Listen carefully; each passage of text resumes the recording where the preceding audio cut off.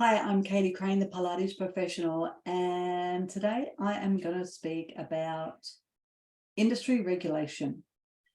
In Australia, the ABC, which is one of our dedicated news channels, put out an article about industry regulation in Australia. And in part of the article, it talked about there being more injuries being reported in Pilates in the last few years than what there had been before. And people are up in arms all over our industry, like Pilates needs to be regulated. We need to do something about this. I mean, we all know that there are many varying Pilates options out there.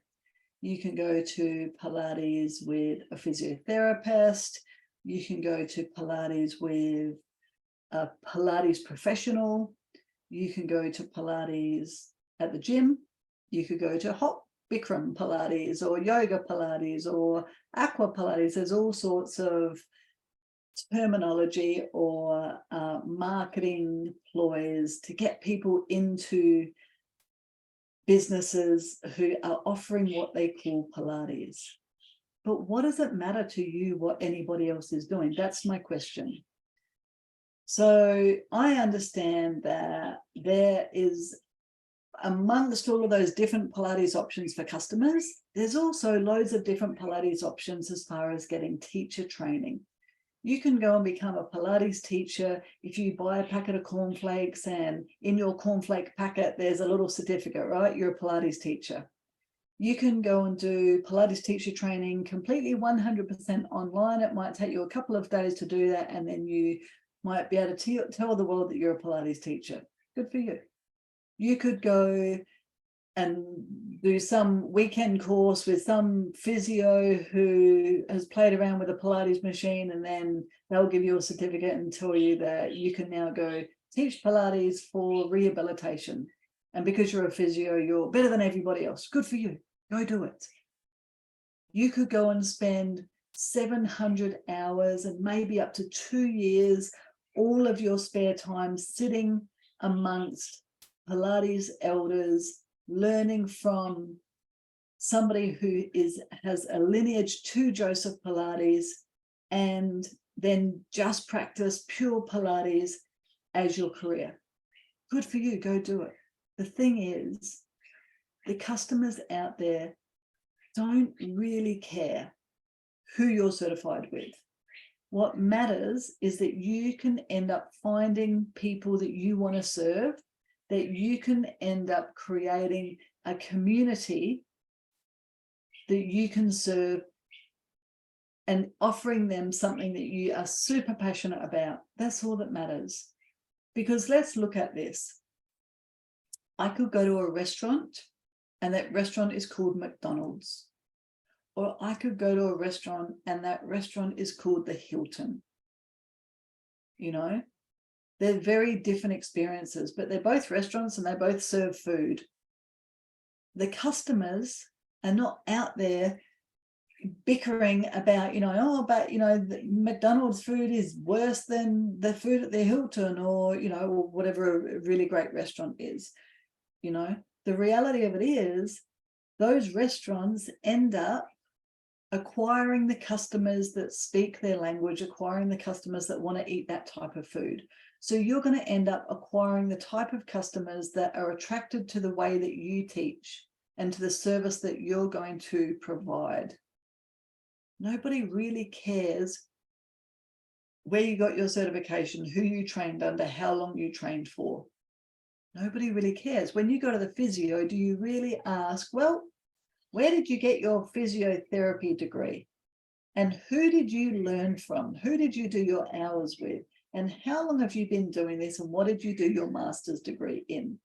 Not many people are asking that. When you go to the physio, you end up looking for somebody who can understand your problem, somebody who can help you fix your problem, and somebody who empathizes with you. You're looking for somebody who is on the same page as you. And so your people will be attracted to you because you are speaking their language because you empathize with them and because they're attracted to you as a person. Don't worry about what anybody else is doing. Don't worry about the fact that some shit studio down the road has injured 4 people. Let them do what they do. And also, heavy regulation of industries doesn't necessarily do the industry any favors. Quite often what ends up happening is the big wigs within that industry end up with the monopoly of the industry, and all of those small businesses or those small cohorts that are just trying to do their own thing, they suffer and they can't even afford to do what they want to do anymore. The only thing that we should be focused on as industries, as Pilates professionals, is ourselves and our own community, and let everybody else do what they want to do. And if somebody gets injured, maybe that person should take self-responsibility for their own abilities. Because isn't Pilates all about teaching, empowering, and giving back the person's body to themselves? Acquiring self-responsibility is a great thing in this world. And if we just mollycoddle and put cotton wool around the people in the world that get injured because they've done something on a reformer that they weren't capable of doing because they were told to do it, doesn't that just make that person,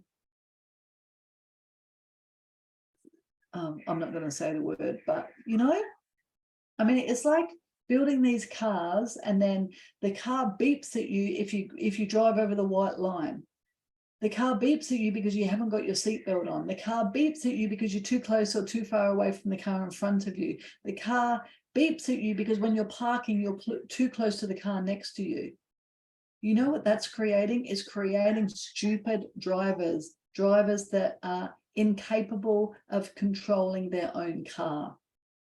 So rather than mollycoddle people, why don't we teach people in general to take self-responsibility? Don't worry about industry standard. Don't worry about what somebody down the road is doing. Just worry about what you're doing and do it the best damn way that you know how. And believe me, there is space for all of us in this industry. There's plenty of McDonald's out there that are doing okay, but there's also plenty of Michelin star restaurants that are doing okay. There is room for everybody, no matter how they are teaching, what they are teaching. Does it drive me crazy that everybody calls themselves Pilates when they're not really Pilates? Sure, but who cares? Who cares? If you want to call yourself a superstar, call yourself a superstar. Who am I to tell you that you're not? All that matters is that I am doing the right thing in my heart, in what I believe to be the right thing. So stop looking at everybody else and get back to the work that you're meant to be doing in the first place and do it well. That's all.